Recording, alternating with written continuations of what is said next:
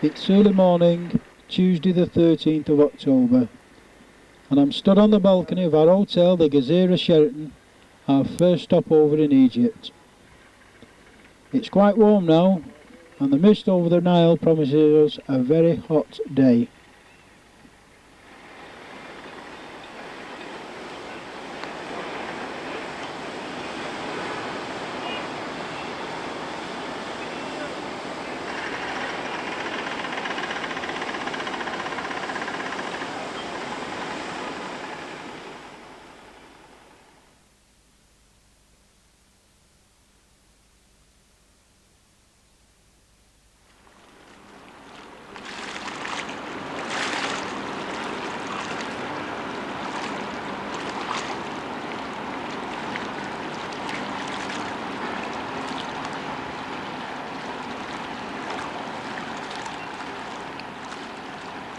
Who would have believed it?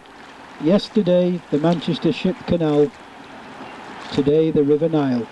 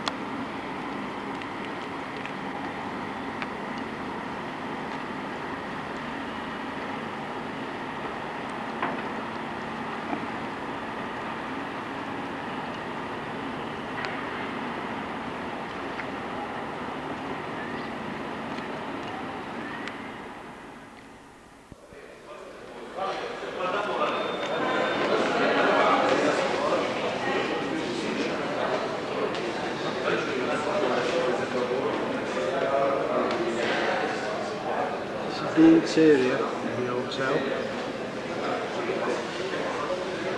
I've now stood on the staircase. It's beautiful.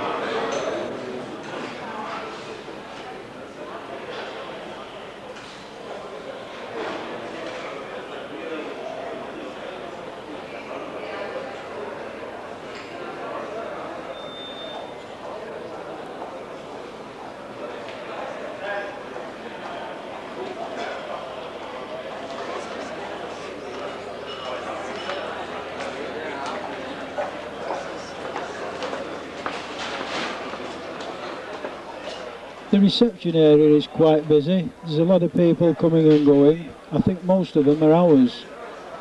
Perhaps at the moment just finding their way.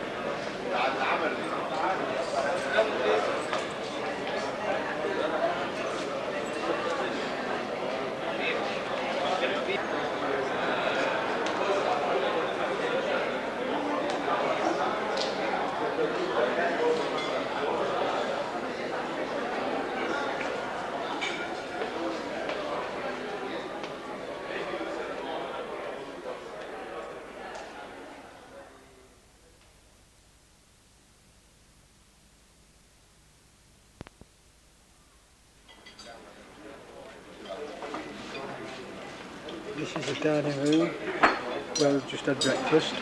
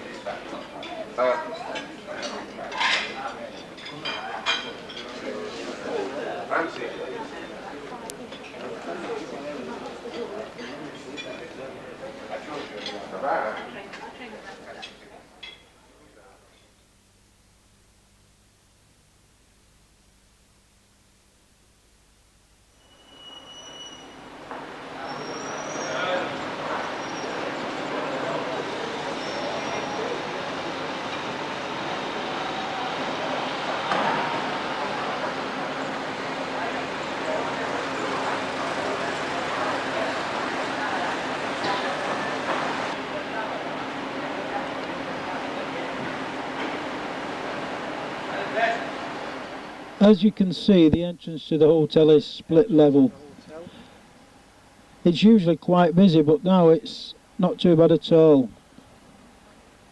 And this in front of us is the tower of the Sheraton Hotel. Each of those balconies presents a room with a view, as it were, over the River Nile. It's quite impressive.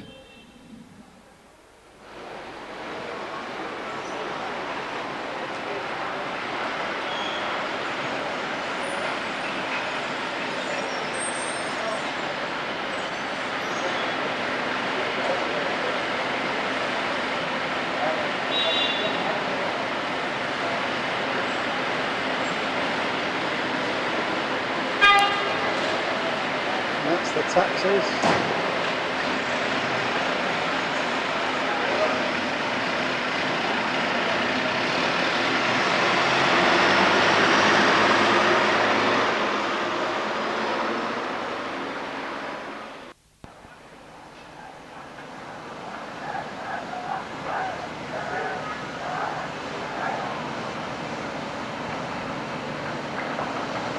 Right in the background there is the Citadel. A beautiful building right in the heart of Cairo. This is a view at lunchtime from the hotel. All the mist and smog seems to have cleared, so everything we're getting now is quite a good view.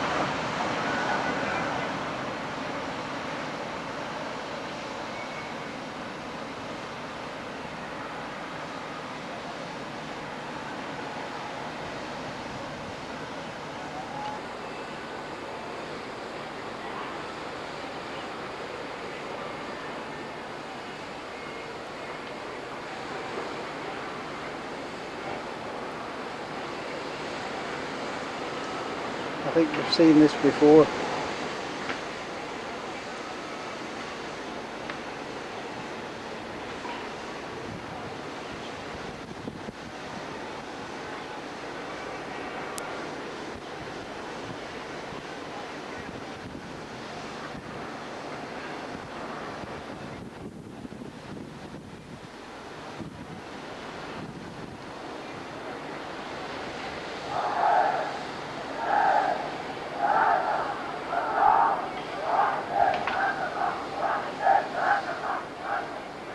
That over there is the Egyptian Long Distance Swimming Federation. And if you look closely into the water, you will see people swimming. It's not my idea of fun.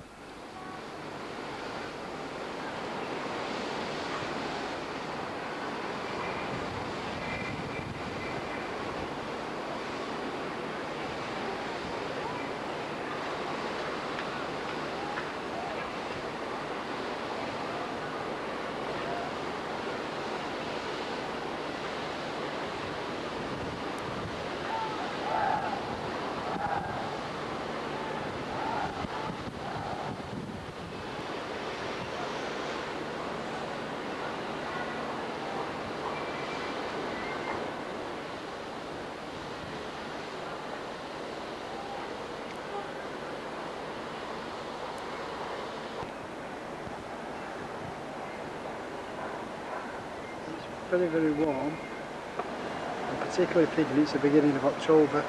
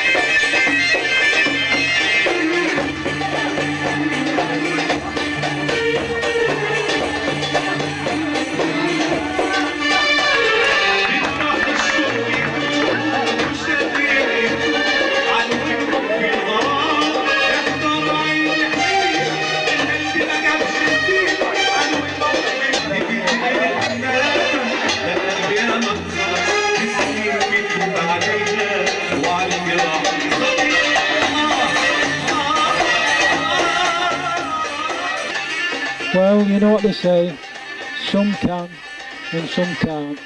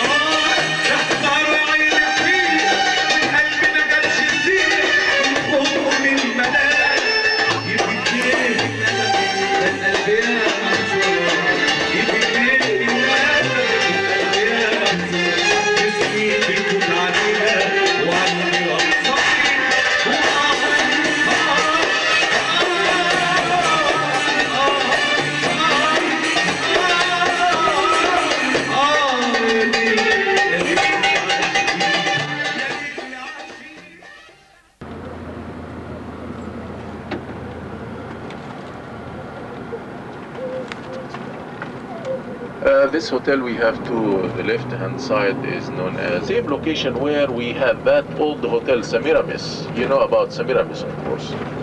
And the largest embassy in Cairo, the British embassy, to the left hand side. This is the British embassy. Actually, this part of the street was part of the embassy. It was right overlooking the River Nile, and during the 50s they asked the ambassador to buy or to get this piece in order to build this Corniche street on the Nile. And we got this part of the street from the embassy as a present, as we did.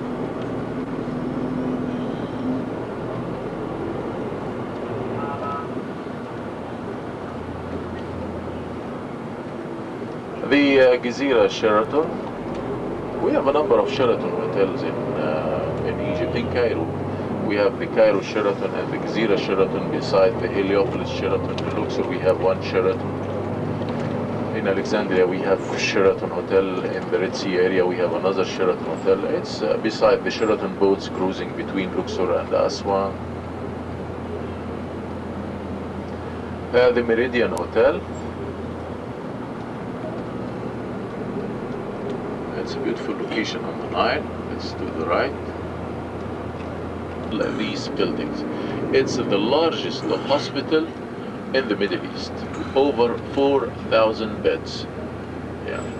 Yes, and we had some extension built during the last 10 years.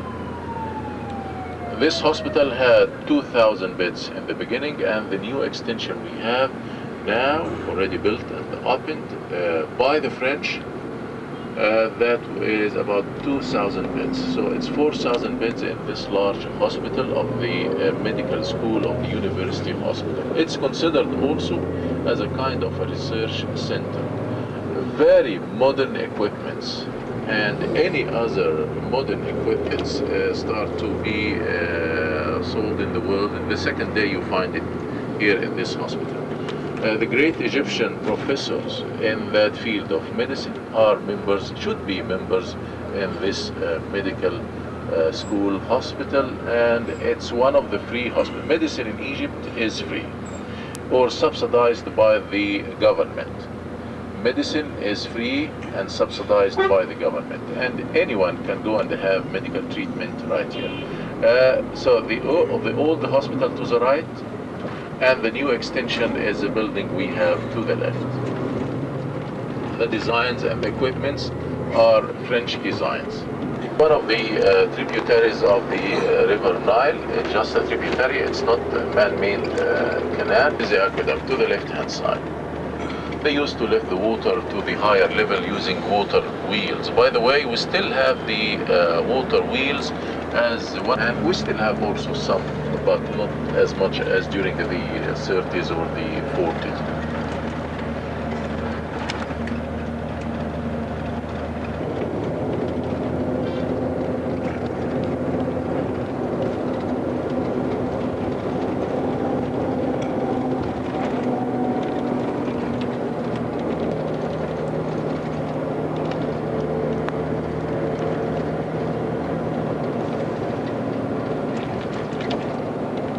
And instead of going all the way through the city center, we will have the ring road around Cairo, which was opened a few months ago, as I told you before. And part of it is still under construction. They are still working in the other part of that ring road around Cairo, and you will see part of the constructions. Crossing the streets in Cairo needs some experience.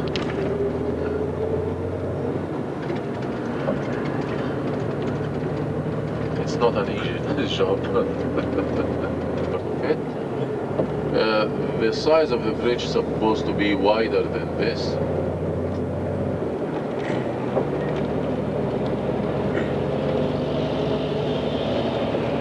They are working, as you can see, to the right in the other part of the bridge.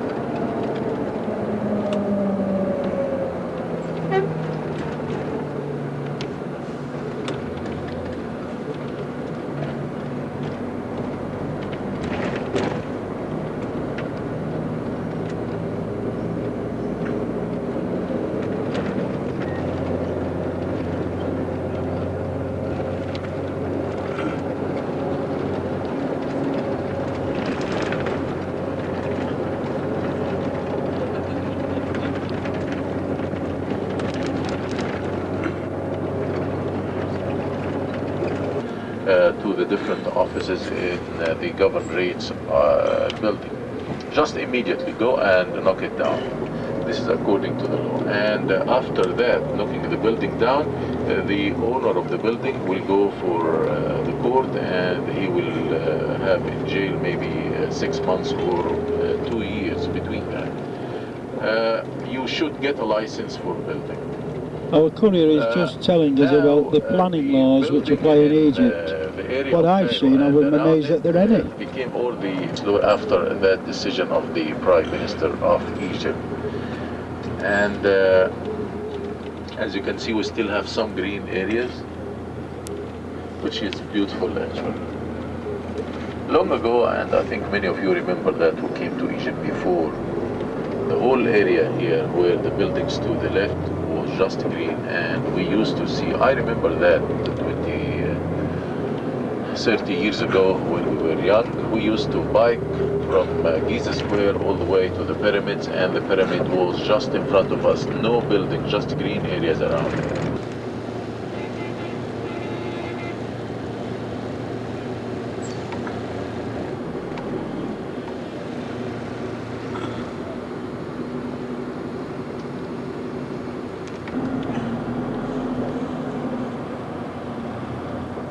And now we see how the other half live, and it's not very nice, is it?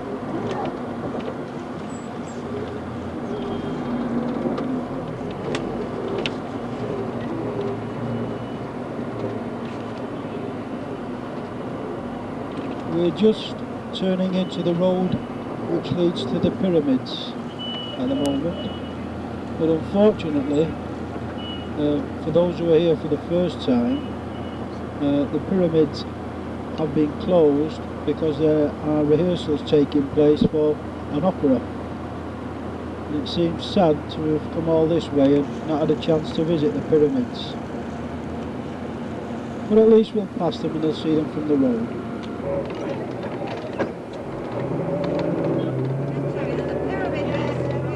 Mina House Hotel. It was one of the British stations during the 40s, to the left-hand side. The Mina House Hotel.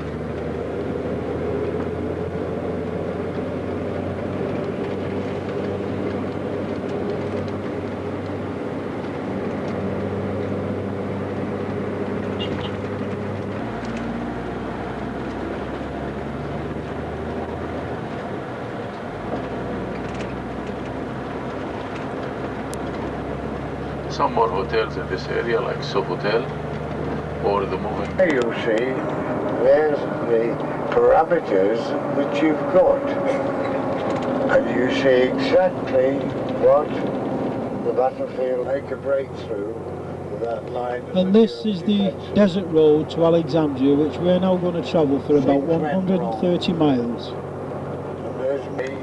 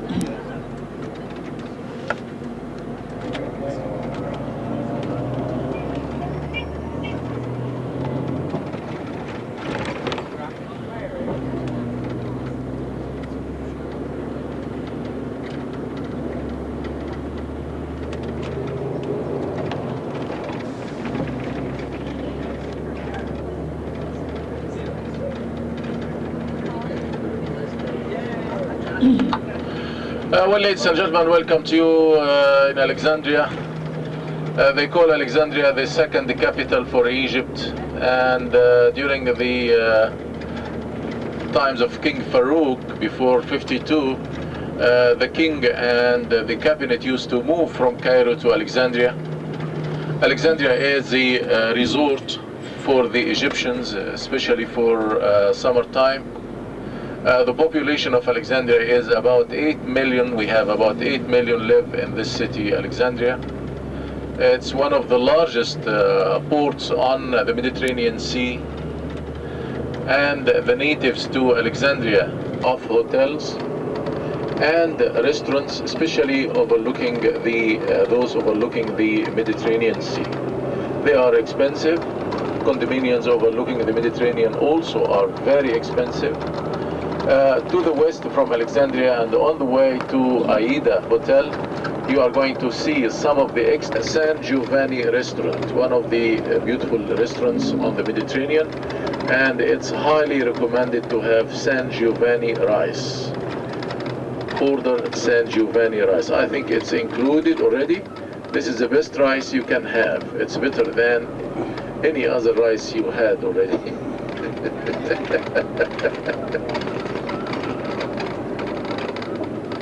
Okay, so they will serve you this sand, of course, but the Egyptian way. So right after lunch we are going to see El Shatbi Memorial, and then we drive all the way to Aida Hotel.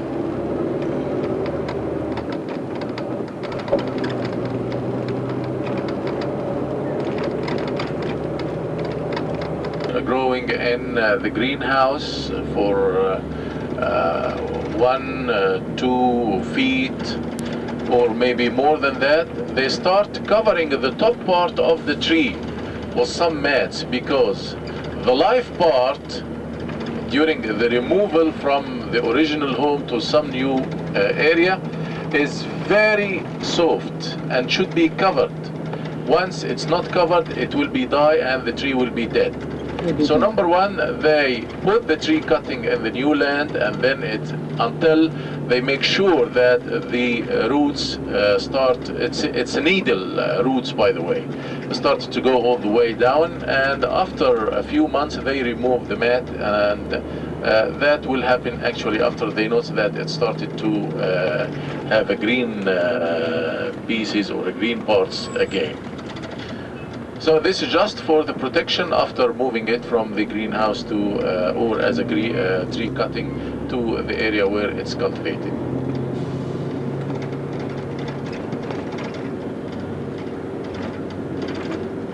known as Mustafa Kamil camp. So moving the army camp from this area, considered as part of Alexandria downtown, and nearby. Yeah, they are lucky. Yeah, I'm not invading it.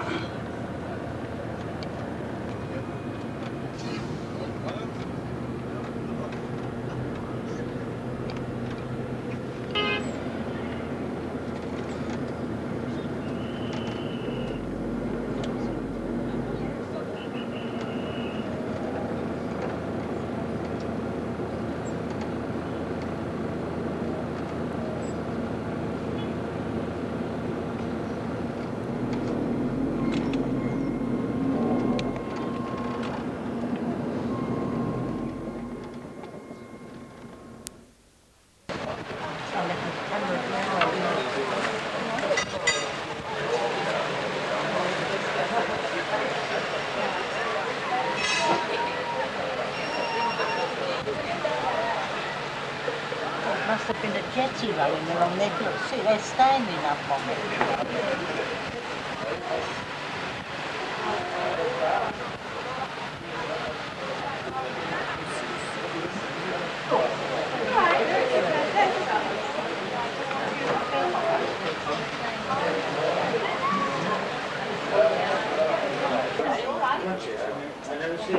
Is there anyone who doesn't eat fish? Because that's lovely. I love it. Well, okay. Yeah, love it. Sure. And do I care? Is there anyone who doesn't eat fish? Is there... Do you know that old lady saying here? Happy chip is a fish and chip. You'll get a little bit of fish over here. That's good.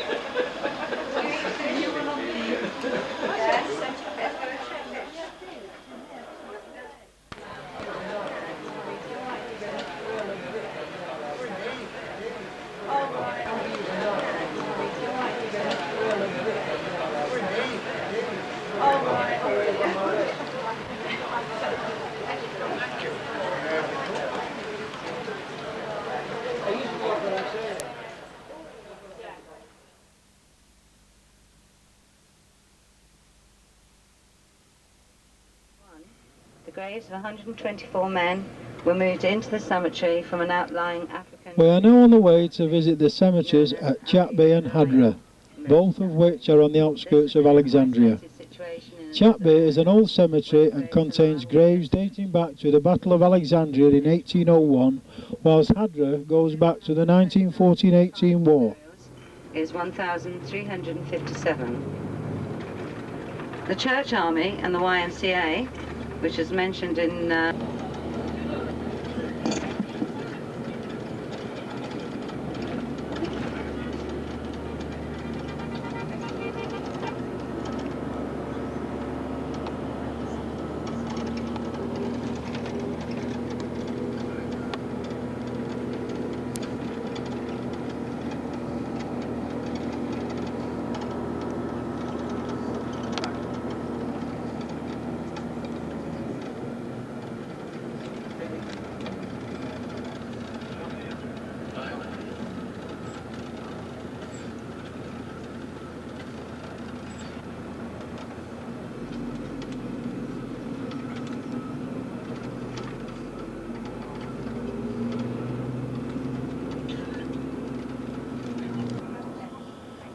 This is Chatby Cemetery, but unfortunately there seems to have been a mix-up and it is closed, so we will have to move on to Hadra.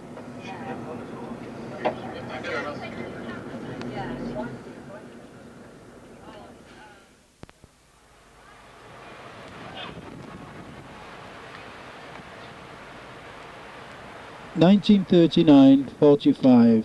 The land on which this cemetery stands is the gift of the Egyptian people for the perpetual resting place of the sailors, soldiers and airmen who are honoured here.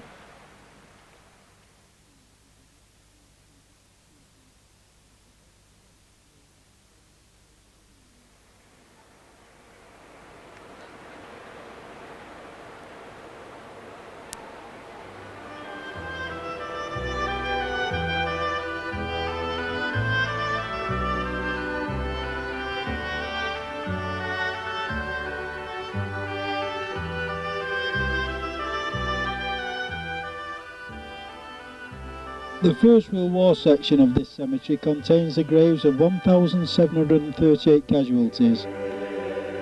The area used for burials of Second World War casualties was first used in 1942 for those casualties of the Western Desert Campaign. In addition, there are many graves of naval men who lost their lives during actions in the Mediterranean. The total number of 3945 war burials is 1,357.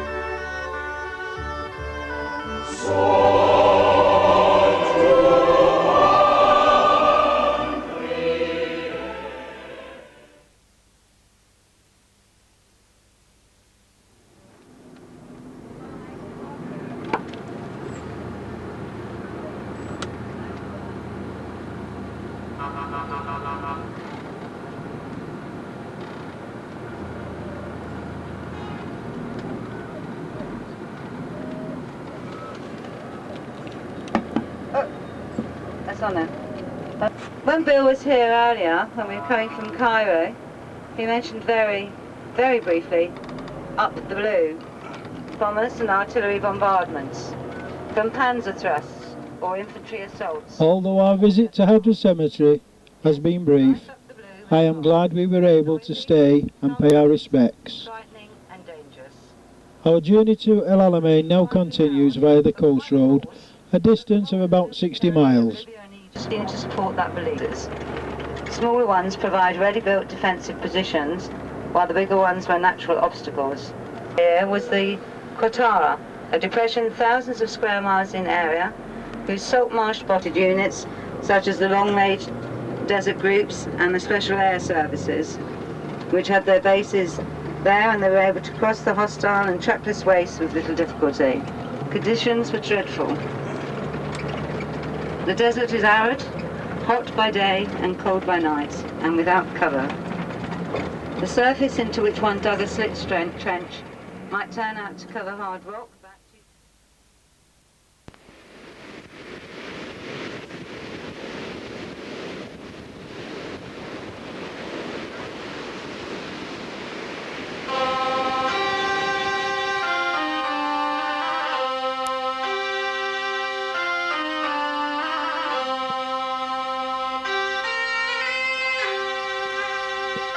That is my good friend Humphrey.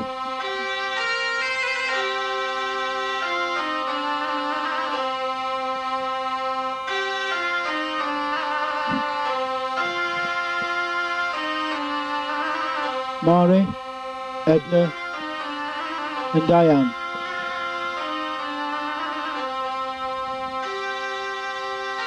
Today is the 15th of October, and this morning we're taking it easy, and then after lunch we continue our journey to Nosema Tree.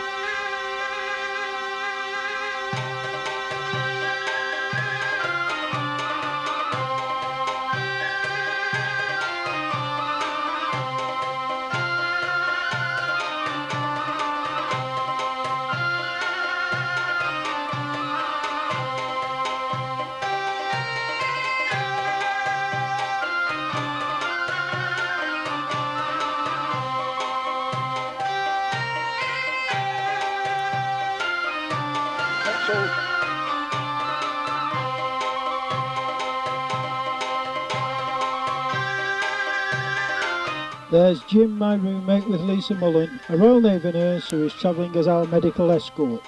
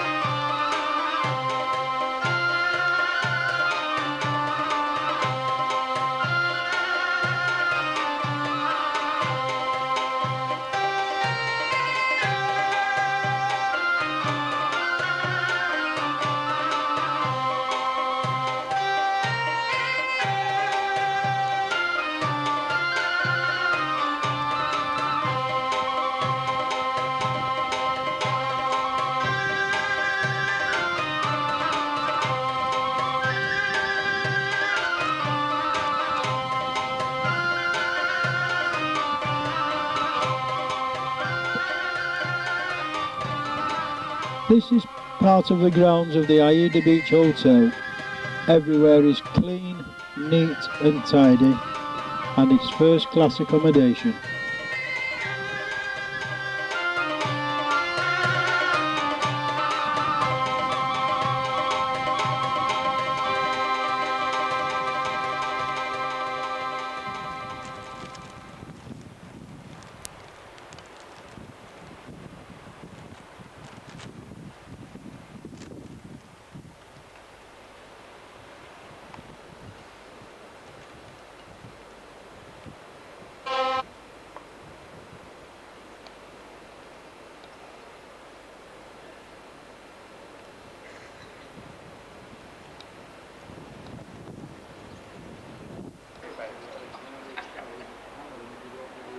That's Jim, my roommate.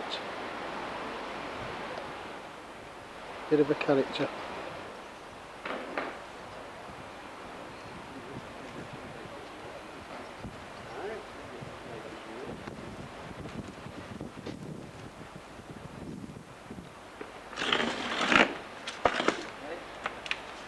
Yes. Thank you, sir. Thank you, Bill.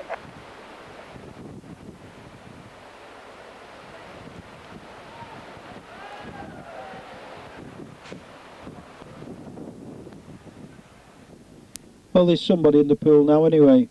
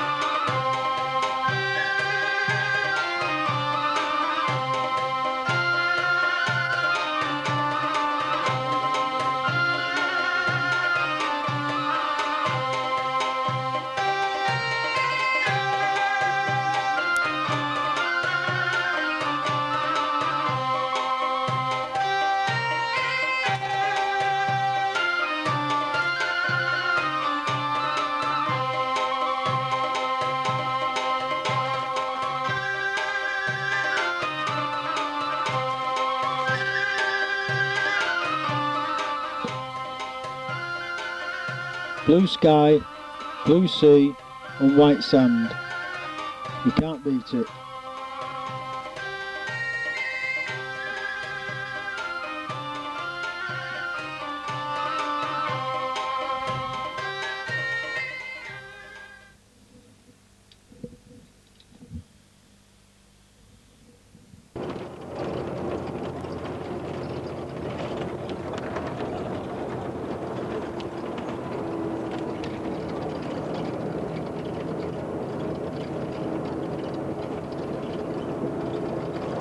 We continue our journey to Merseymatru via the coast road, a journey of approximately 150 miles.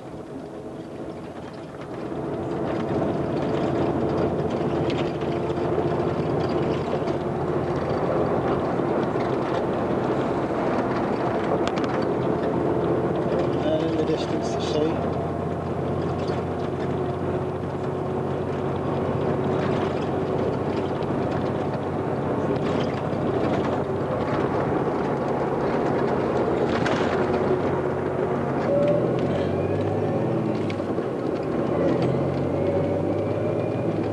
Just been stopped by the police for speeding.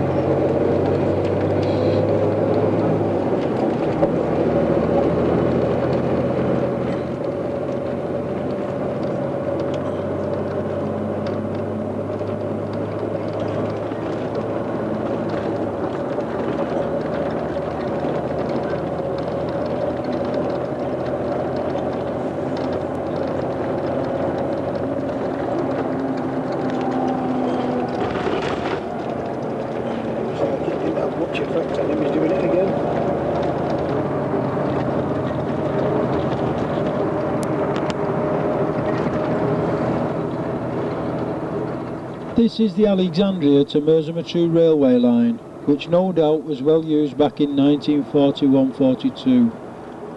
One old soldier once told me that he must have crossed it back and forth about 50 times trying to keep out of the clutches of the Afrika Korps.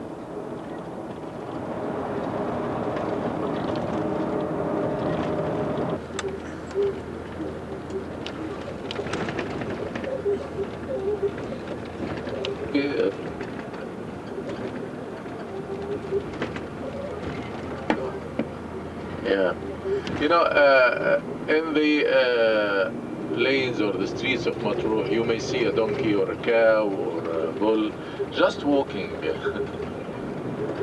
Yeah, they are owned by someone. Maybe they're going somewhere to a pub or dating someone.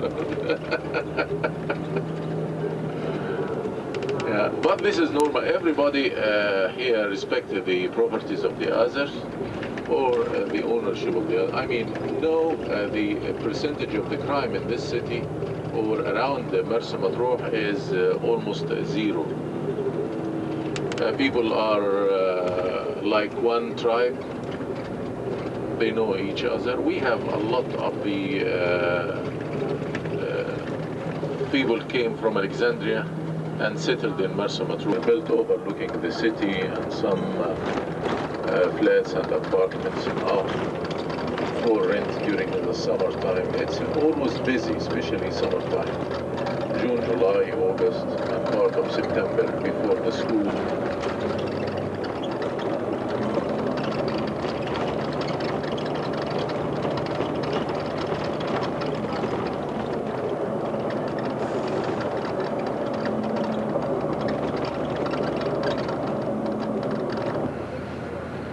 Here we are.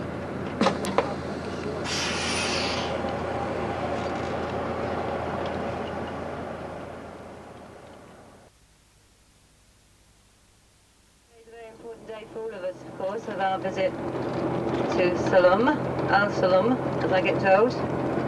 And I'm always a bit nervous about talking. It is now Friday the 16th of October, and after a night's rest at the Hotel Busite, we take to the road again for the final leg of our journey to Halfaya Salum, approximately 130 miles. Bear in mind, veterans, that I only know what I'm told and what I read, so you can heckle me later. I'm just going to talk very briefly, first of all, we do it in stages, about the beginning of the campaign in Egypt and in Libya. From the earliest historic times, North Africa has known invasions and seen battles. Greeks, Romans, Arabs, Turks have all passed this way. Napoleon called Egypt the most important country in the world. The Isthmus of Suez, always significant as the land bridge connecting Asia with Africa, became a crucial point in the world's communications when it was cut by the Suez Canal in 1869. Receiving orders to withdraw to El Adam, just south of Gibraltar. We have stopped because our security escort's car has broken down. Maybe its MOT is overdue or something. Right, that's straight. You see?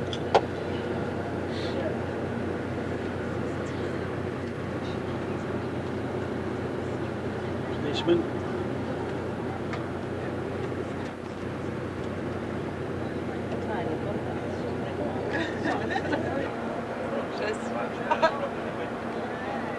You should take a photo of them out the back window doing that car. I have done. Oh, right.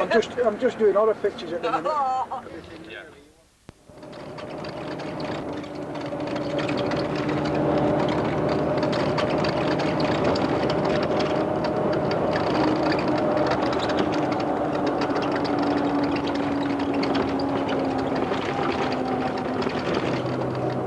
This is the outskirts of Sidi Barani. It doesn't look much better around that day at the time.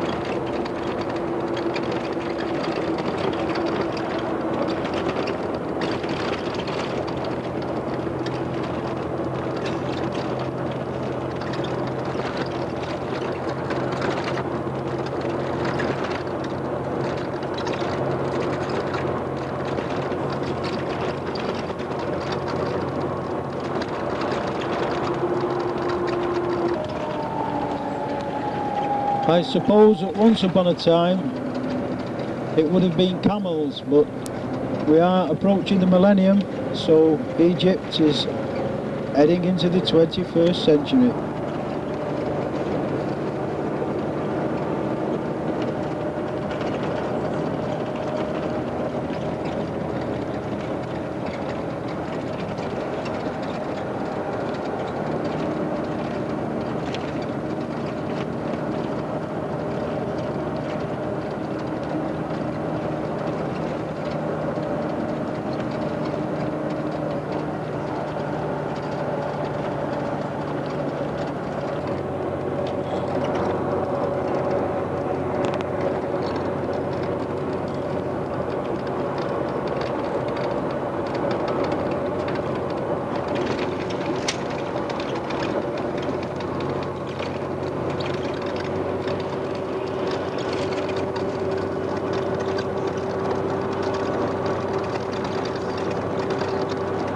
And there in the distance is the Bay of Sulum.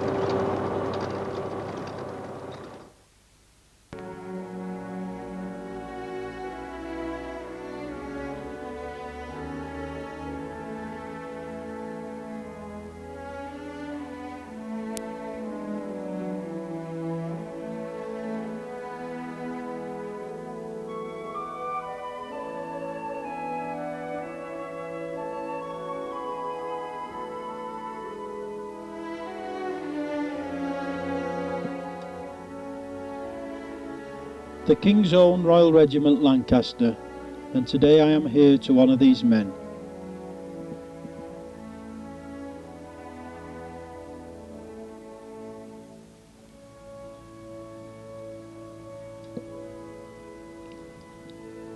Take my hand and come with me to a special place across the sea, a sacred place in hallowed ground, a place where love and sorrow's found. It's not a church, you'll understand, just part of home in another land. A place where gravestones stand arrayed like a phantom army on parade. Stand close by me and patience keep, and soon you'll see a brave man weep. He cries for comrades beneath the stones and tells your friend he's not alone.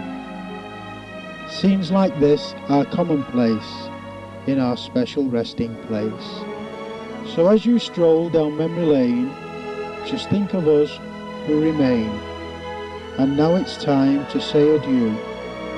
But remember, friend, we died for you.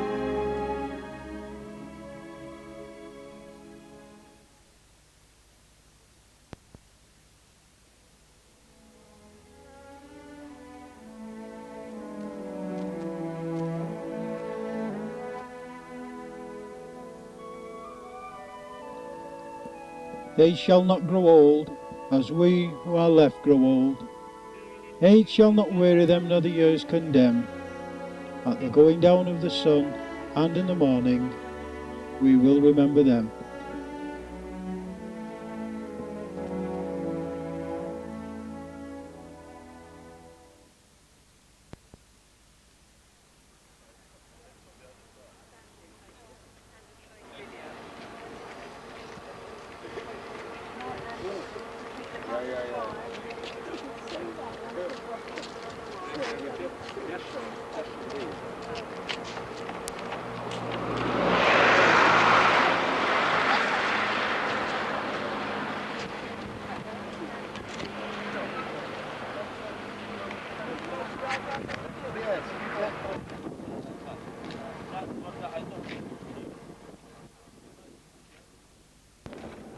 The company headquarters, anyway, was more or less on the spot where the war graves plot is now. And my platoon, the first time anyway, we were on their right, near the sea. Life then, the main thing was night patrol. Our pilgrimage to Sulum Hellfire War Cemetery completed. We now travel via the escarpment the remaining few miles to the Egyptian-Libyan border. Richard Paul is relating some of his experiences and memories of the time when he served in this area with the Coldstream Guards. around and see that the Germans, who were situated at the top of the escarpment in front of us, hadn't come down during the course of the night. And I know I wanted to look at in the village at some of the houses to see that no one was there, but I didn't get permission. Well, this was done several times, and I found life rather boring. Well, it wasn't exciting. And I should like to mention, just before we moved to Saloon, at Sidi Barani, my boys died at once. He asked for a cigarette and he looked at me and said, Peter, they called me Peter in the army because my name was Paul. He said, this wasn't on the programme.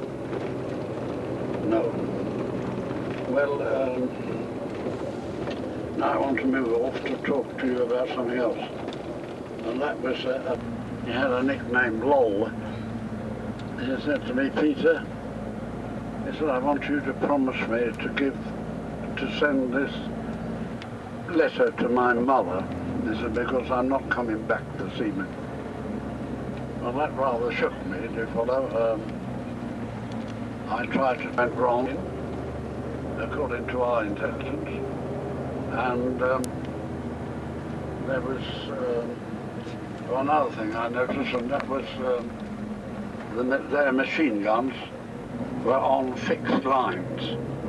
The Italians had a 1-pounder, and it fired a shot which was illuminated, and it looked like a red ball. And you know, one flashed past my nose. It was so close that I could feel the ball on my nose. Funnily, you know, I thought that was great. Well, the third platoon, he was lying on the ground and he said to me, Peter, I've got a hole in my head. He said, when you see my platoon commander, will you tell him that I'm out of backfield? And there was hardly any taste of rum. But while we were talking, you know, this man that I'd spoken to the other night, and he told me he'd got a hole in his head, he came wandering in. He'd got no more hole in his head. What had happened, he'd got a bullet was in part of his hair. Very close to the skin, but did no damage. Well, now, there are a lot of things I could tell you, but as I told you when I started, I'm going to be short. Well, I'd finish up by telling you a funny story. I was on my way to Meslimatru. Just over the horizon is Libya, and we have been warned to stop all photography. Well, you know, I thought in for a penny, in for a pound, and under the wire we went and into the minefield. And the next thing that happened... Well, we got as far as the border, and there wasn't much to see. Well, he dropped down. And now we're on our way back to Salum.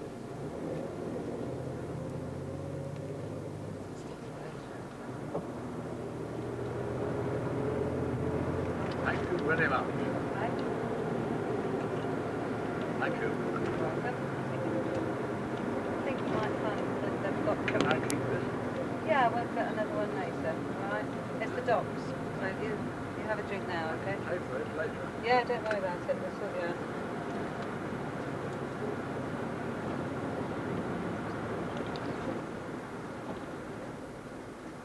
Notice all the rubbish lying about, but there is none in the cemetery. It's so well tended and cared for.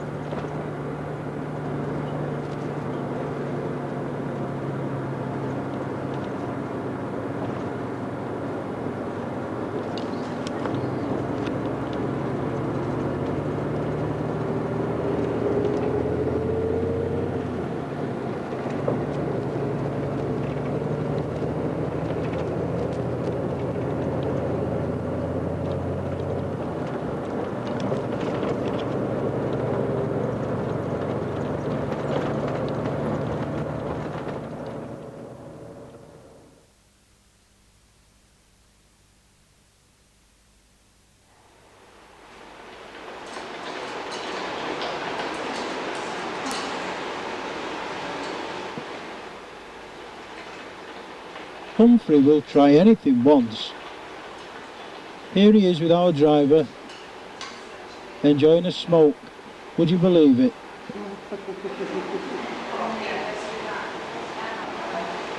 It's vertical. Oh, it's vertical. And water.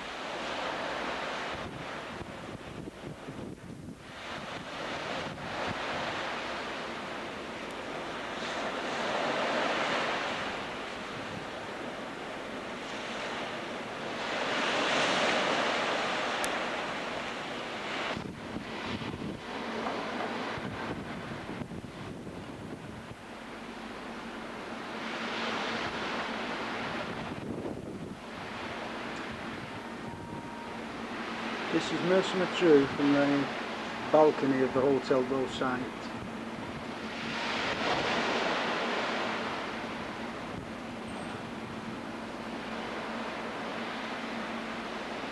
That place there would have been a very strategic position during the war.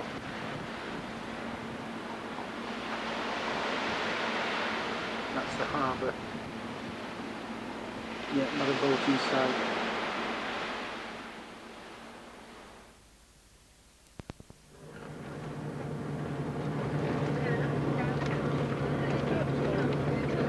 They already started, by the way. It is Saturday the 17th of October, and after an easy morning at the Hotel Boussite, we are now on our return journey to El Alamein.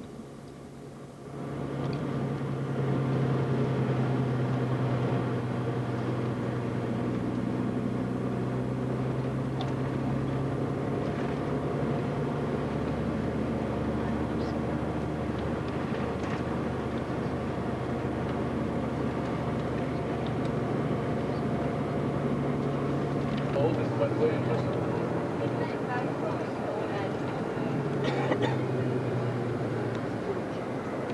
says all there.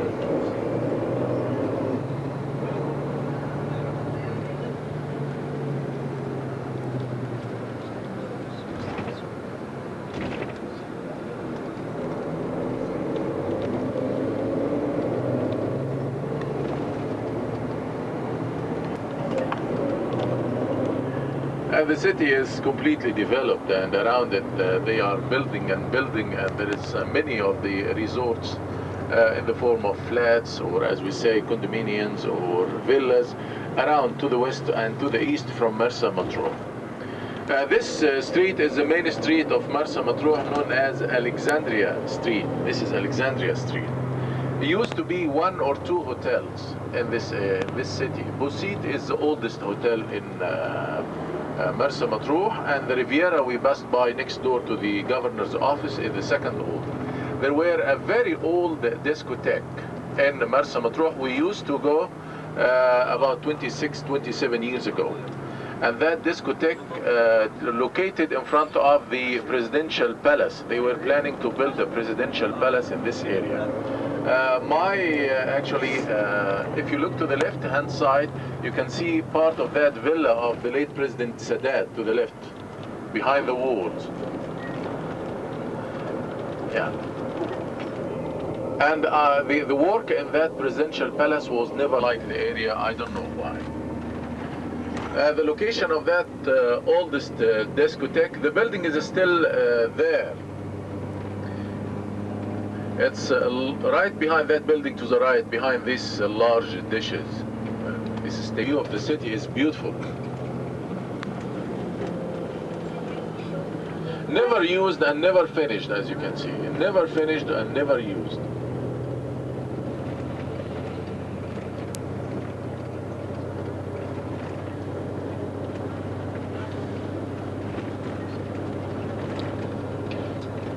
Schools in Egypt, they should have uniform, by the way.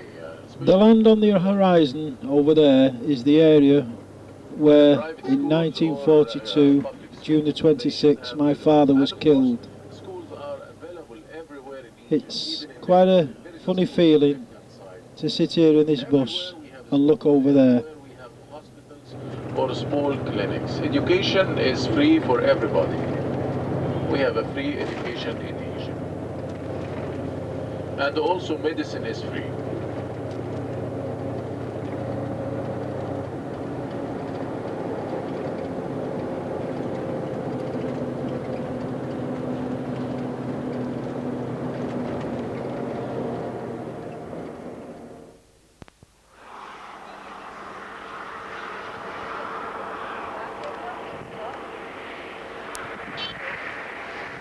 These are both the British and German forward minefield positions prior to the Battle of El Alamein.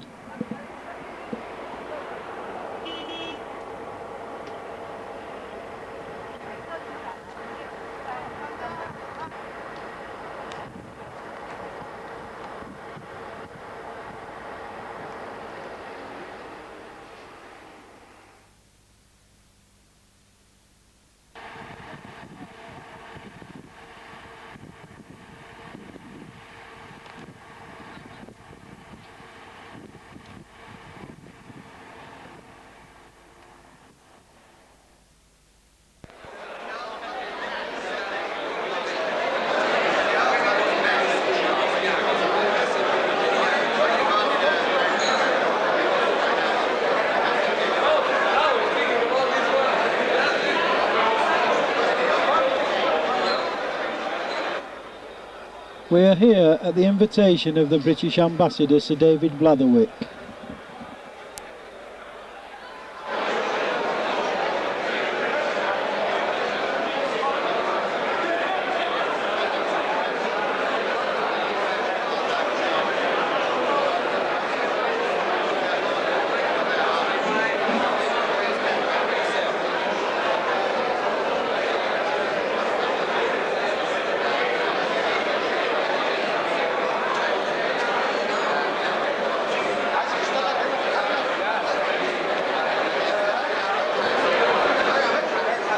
And that is the British military attaché.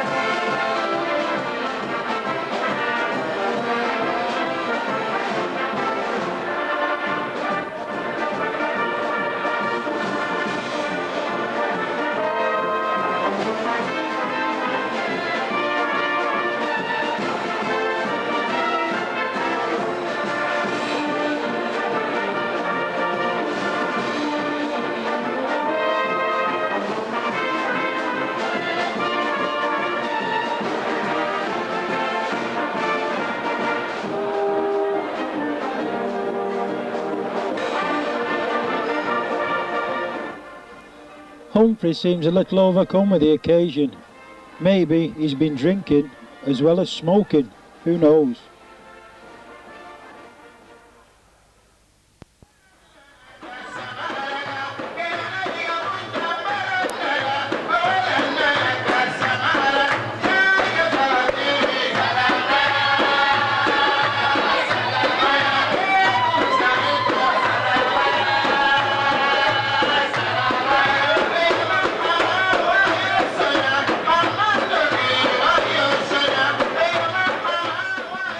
After a very busy day, we are back here at the Aida Beach Hotel, and it's time to relax, enjoy ourselves before tomorrow's very special day.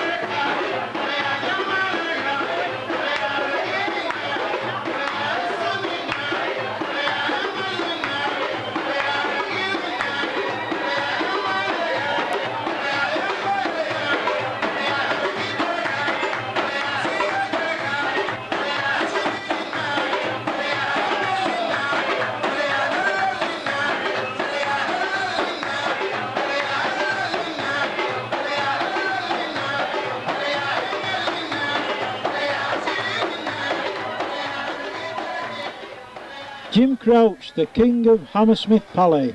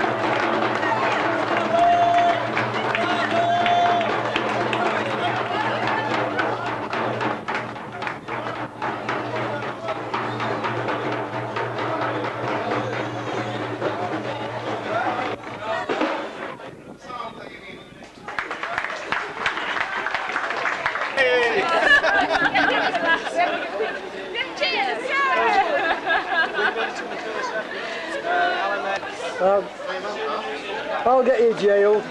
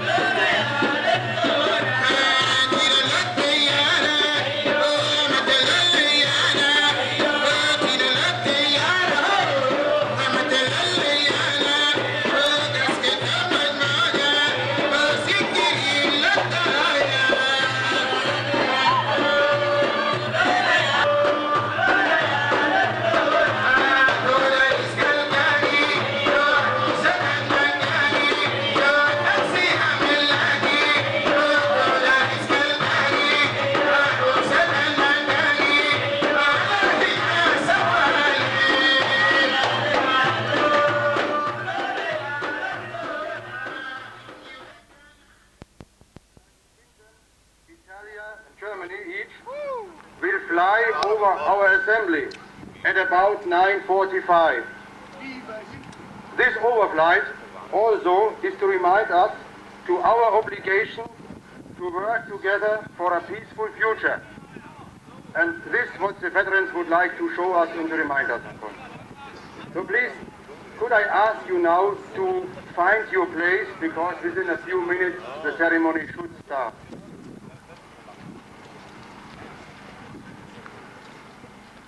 Sunday the 18th of October, and this year the international service is being held at the German Memorial, and later we will go out to the Commonwealth War Cemetery for our own service of remembrance.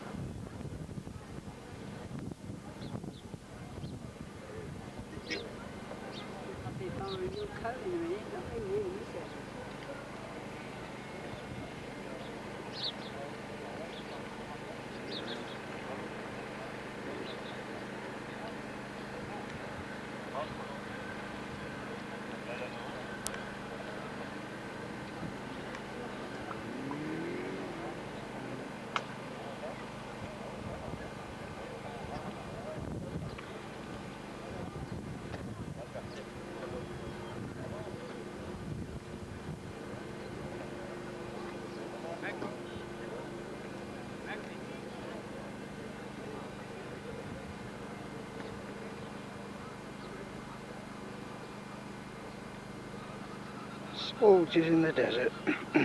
Nothing changes.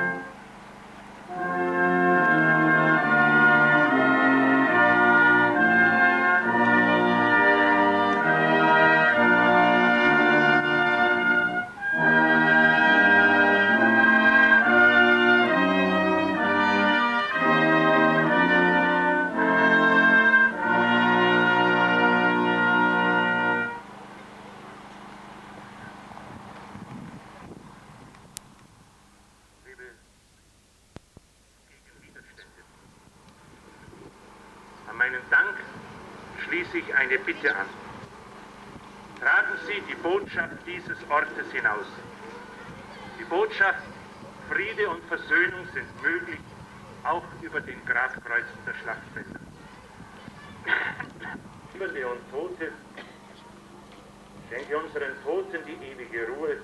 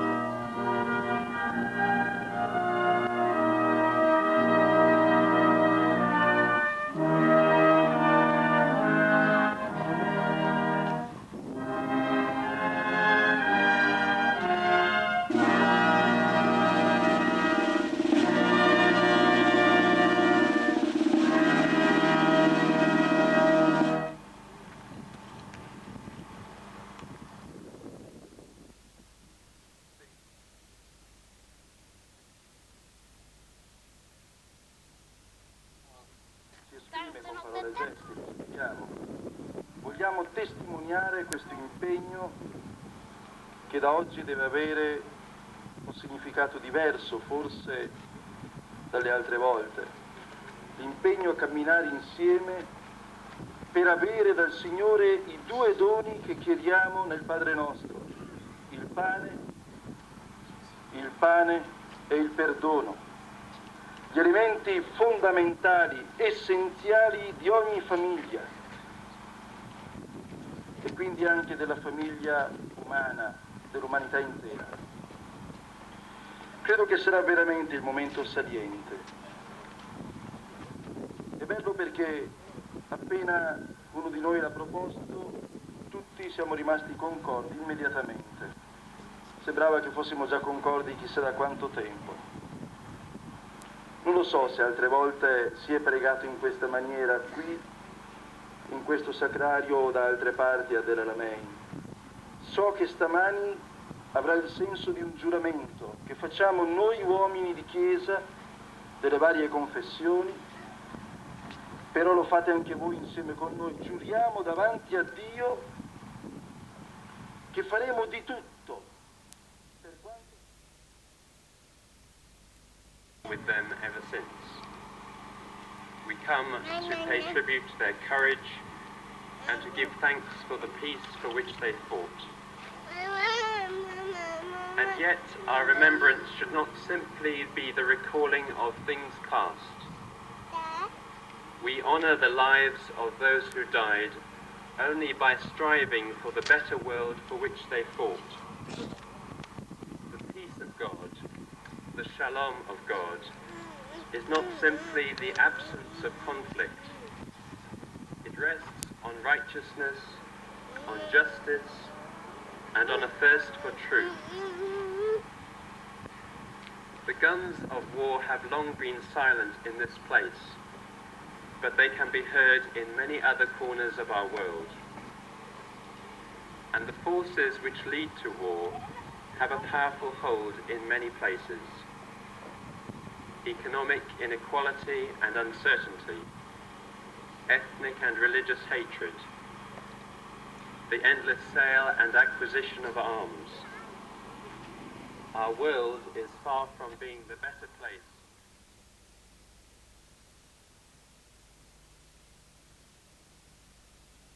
Και μνήμη των δεσόντων ηρωικός στη μάχη του Έλαμεν. Καθημερινώς στη Θεία Λειτουργία προσευχόμεθα για την ειρήνη του Θεού, την ειρήνη του Κυρίου δεηθόμεν. Παρακαλούμε τον Άγιο Θεό να στείλει την ειρήνη Του, την ουράνιον ειρήνη, για να βασιλεύσει μέσα στις καρδιές μας. Διότι όταν μόνο μέσα στις... Also made to the other memorials, I'm deeply impressed of what I saw. The German ambassador to Egypt. Now, by your presence, by the presence of all those who are attached to what happened 56 years ago, of their families and friends is a reminder and a signal for the following generations that violent antagonism among countries leads to destruction and death. It is an obligation for the following generations. It is an obligation to all of us to build a better world, a world in which problems are resolved peacefully. This message has been understood, as our gathering this morning proves. In 53 years, nations which had been enemies became partners and friends. Confrontation in the past has been replaced by reconciliation, cooperation, and hope for the future.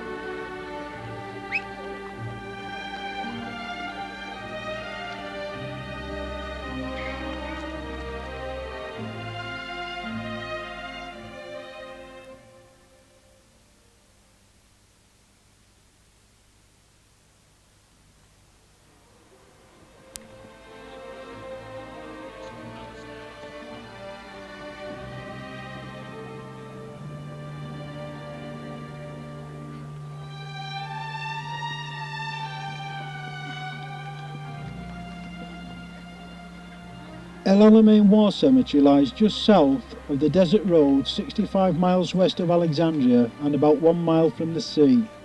A short approach road leads from the main road to a forecourt in front of the memorial. At each side of the forecourt, broad flights of steps lead to the flat roof of the memorial, from which there is a view of the cemetery, the surrounding desert, and to the north, the sea. The cemetery contains the graves of men who died at all stages of the desert campaigns, brought in from a wide area round about, but especially those who died in the Battle of El Alamein at the end of October 1942 and in the period immediately before that.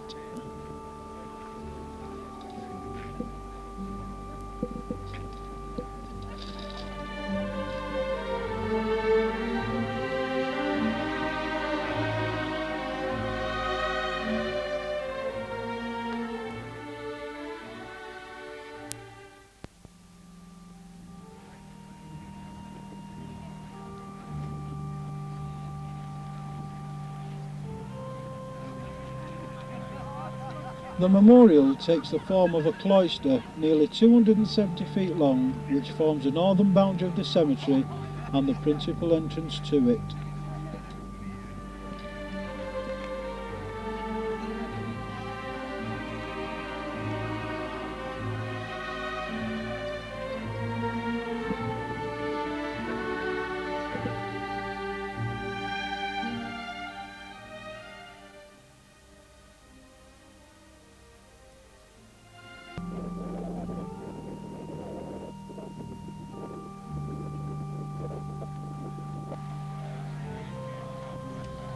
The Royal British Legion standard is carried by the Ladies' Standard Bearer, Mrs. Pamela Whitehead.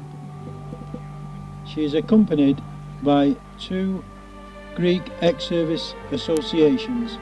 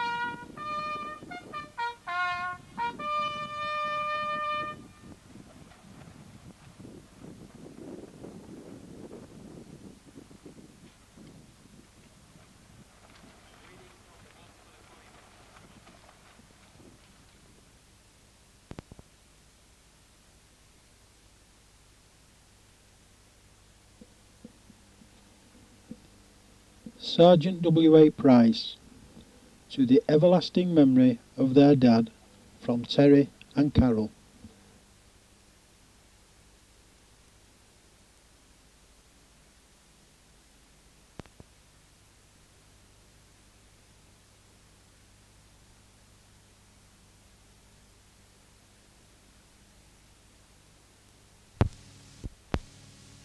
There are flowers now, they say, at Alamein.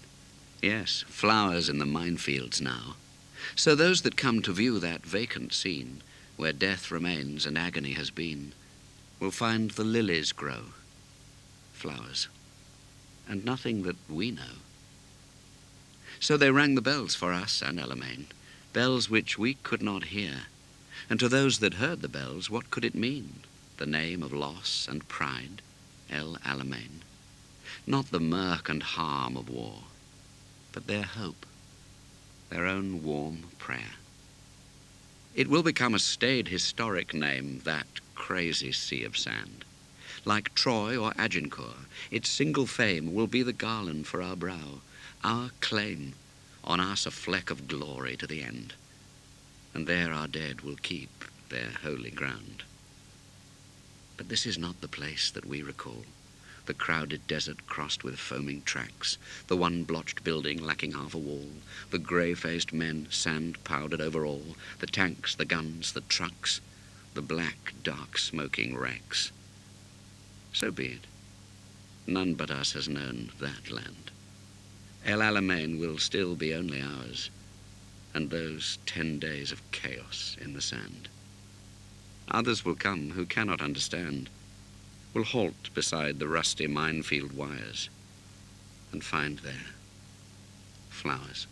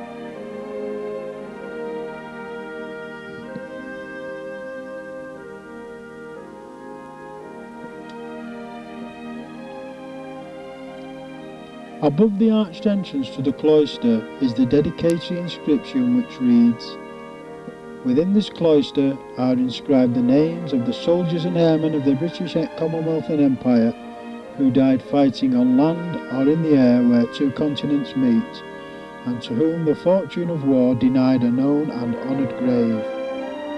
With their fellows who rest in this cemetery, with their comrades in arms of the Royal Navy and with the seamen of the Merchant Navy, they preserve for the West the link with the East and turn the tide of war." 1939-1945. In the marble floor just inside the central archway are set in bronze letters surrounding by a bronze ring the following words: "To the glory of God and to the undying memory of the 8th Army, 23rd of October to the 4th of November, 1942.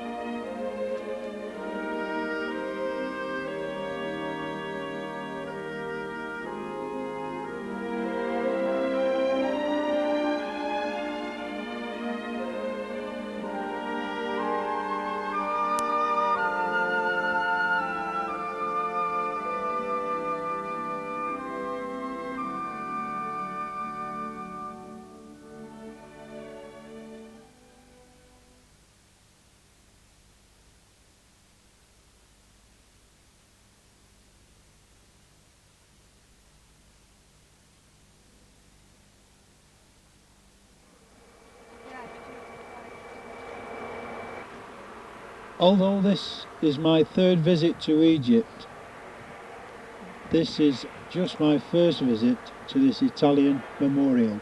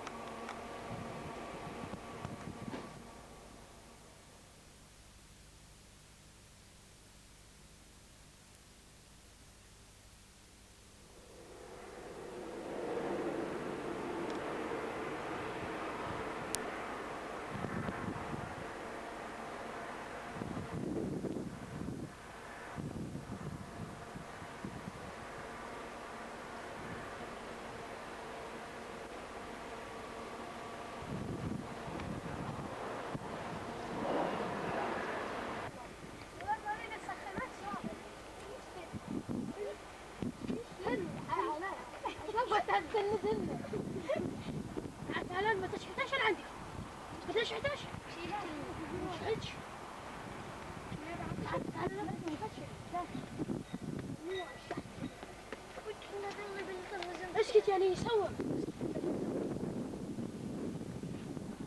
يعني بكره نطلع مش غادي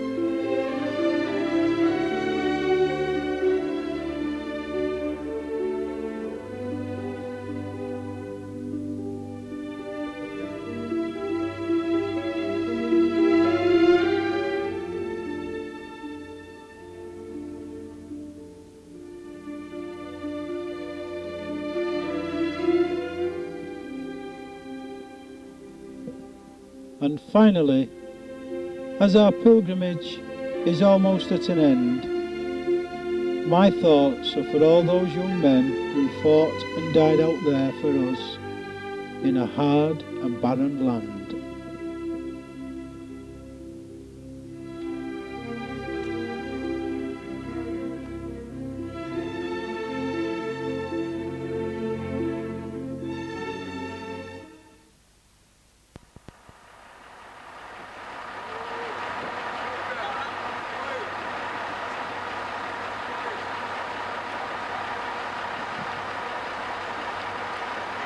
Henry, Bill and Sue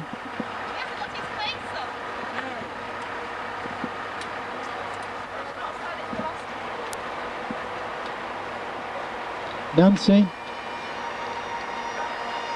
Diane and Jim, Terry and Anne with Reg in the background,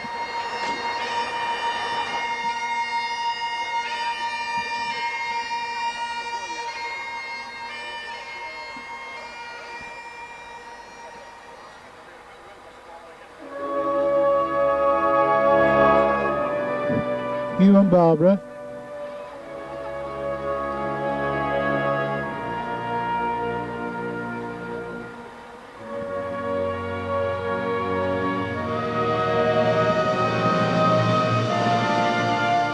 Harry,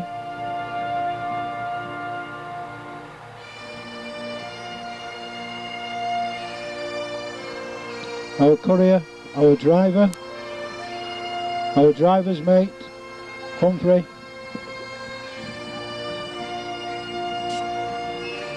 Richard,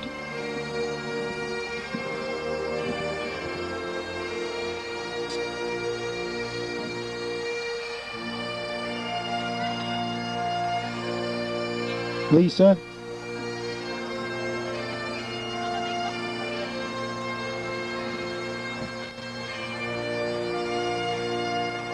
Anne Hubble,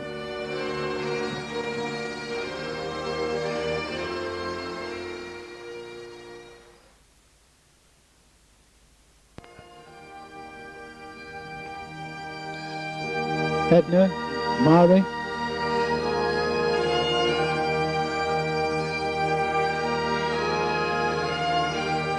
good companions.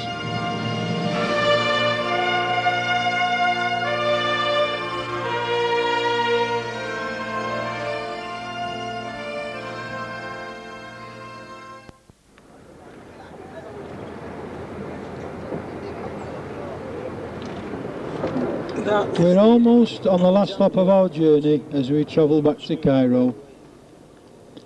Again we see the Alexandria to Merseyratou Railway. We are travelling along a new road which crosses the desert to meet the desert road we travelled earlier from Cairo to Alex. This new road cuts our journey by about 60 miles.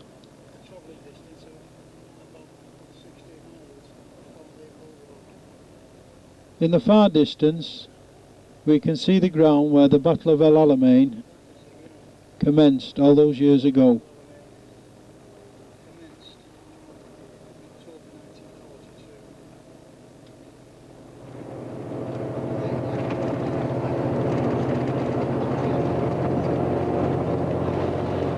The land runs in such a manner, a barren, desolate place really, all the way from here to Libya and beyond.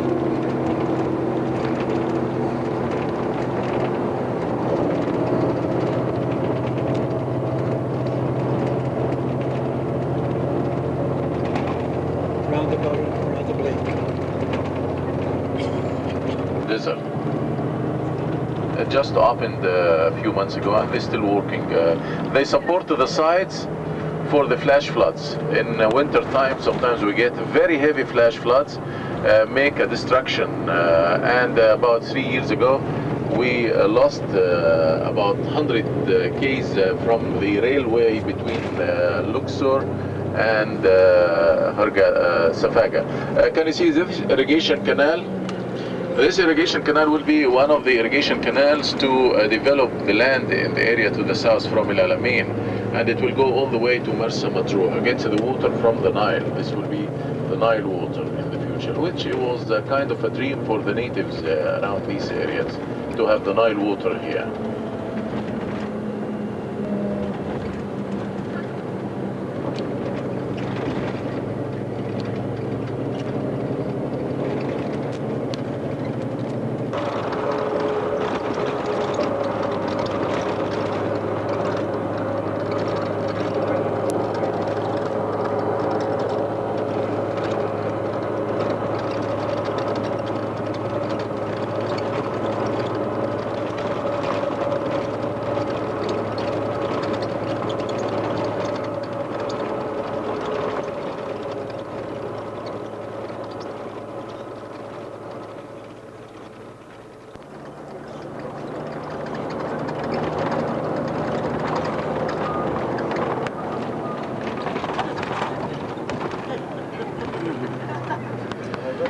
Now back to the traffic. Yeah.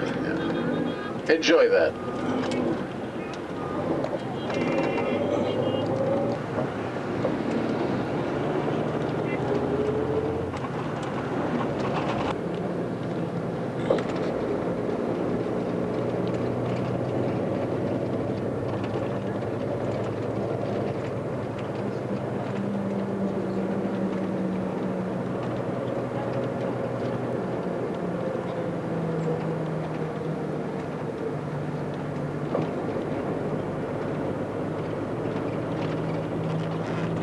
Back in Cairo now, making our way to the Novotel Hotel at the airport.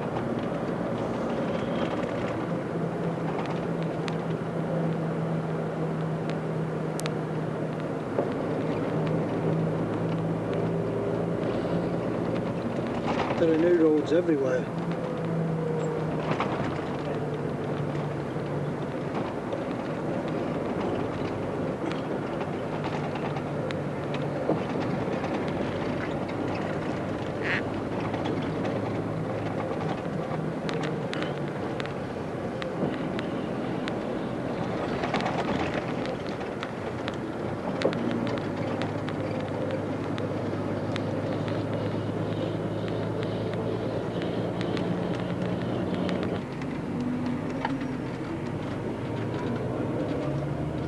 Big one moves first.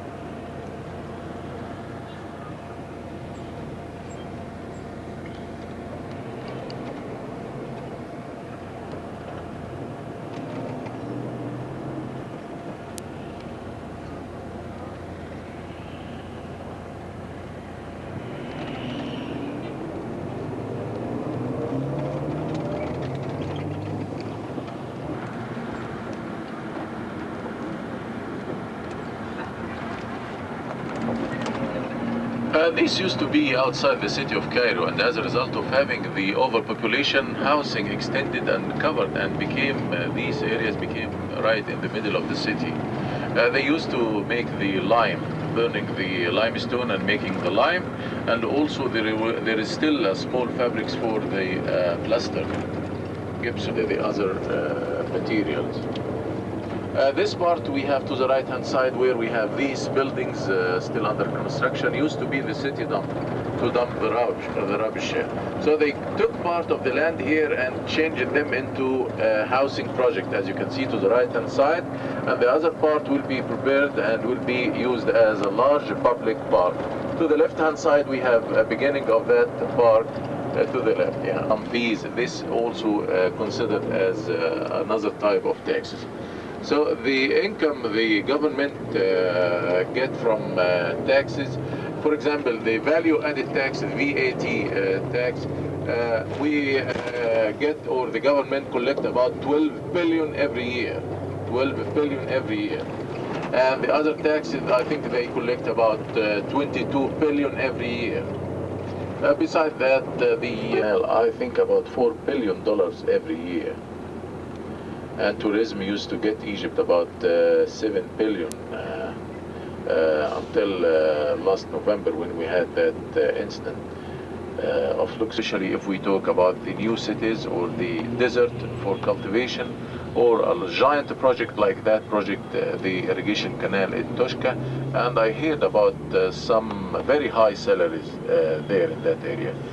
Government encouraging investors to invest money in Egypt, and they give them free of tax for 10 years. And they built large, giant factories everywhere. These projects still, they will have bride and the groom will get married soon. On the track, part of the furnitures, part of the furnitures are on that truck, and what I see is something soft like the mattress, like the pillets, like the covers, as you see to the left hand side. They love to have these kind of things like mattress or cover or the pillets in bright colors like red or yellow or green or blue, very bright colors. And they take the bride and the groom in a large, great, beautiful procession with these tambourines and drums around. For everybody that there will be a marriage very soon, and a man and wife in this house. Everybody should know that. This is the actually the reason to have such noise and a lot of singing in case of having the furnitures or the groom and the bride to their new house.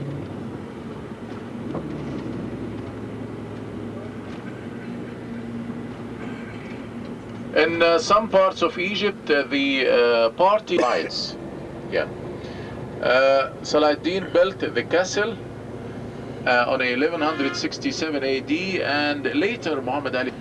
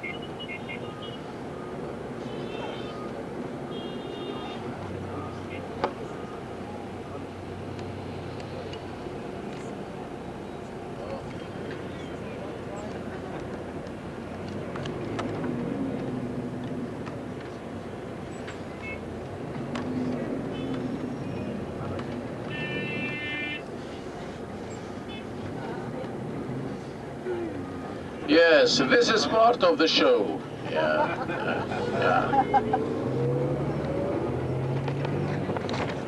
They're good drivers.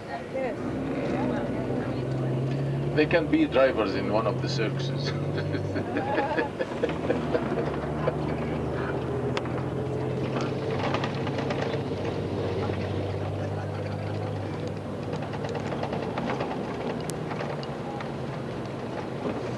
Full day to stay beside the graves. That means when we go to the graveyard, we don't do like some other countries when you just go for a flower or something, not more than that.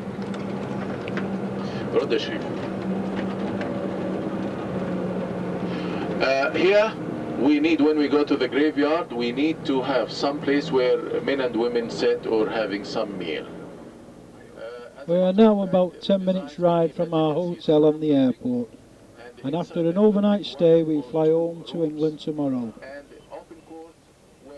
We will all have our personal memories of this trip, and amongst mine will be friendships renewed from previous trips and new friendships formed.